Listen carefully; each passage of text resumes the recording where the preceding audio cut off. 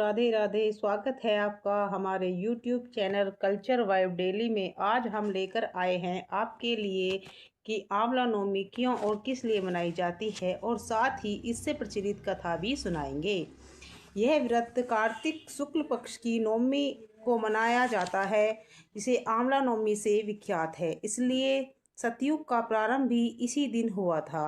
इसी तिथि को गो स्वर्ण वस्त्र आदि दान देने से ब्राह्मण हत्या जैसे महापाप से भी छुटकारा मिल जाता है।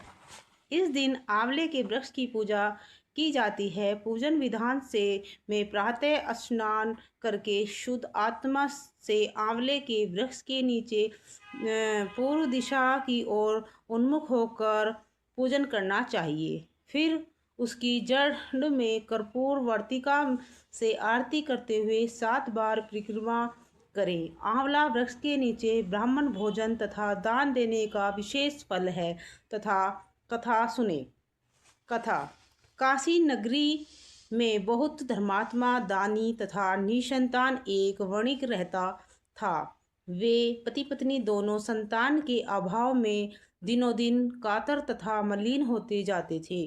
कुछ समय पश्चात वेश्या की पत्नी से एक स्त्री ने कहा कि यदि तुम किसी पराये लड़के की बलि भैरव के नाम से कर दो तो यह पुत्र कामना अवश्य पूरी हो जाएगी।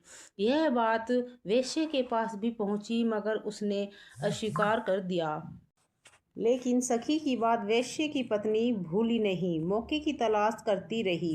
एक दिन एक लड़की को भैरव देवता के नाम पर कुएं में गिरा कर बलि दे दी। इस हत्या का परिणाम बड़ा उल्टा हुआ। लाभ की जगह उसके बदन में कोढ़ बहने लगा तथा लड़की की आत्मा उसे सताने लगी। ऐसी परेशानी देखकर वेश्या ने इसका कारण अपनी पत्नी से पूछा। तब उसने सारी कहानी शुरू से आखिर तक कह सुनाई। ऐसा जानकर वेश्या ने हत्यारिन, पापिन आदि शब्दों से उसे काफ़ी मर्माहत किया तथा बताया कि गो हत्या, ब्राह्मण वध तथा बालक वध करने वाले के लिए इस संसार में कहीं भी ठिकाना नहीं। इसलिए तू गंगा तट पर जाकर स्नान वंदन कर, तभी तू इस कष्ट से छुटकारा पा सकती है। वैश्य पत्नी ने ऐसा ही किया।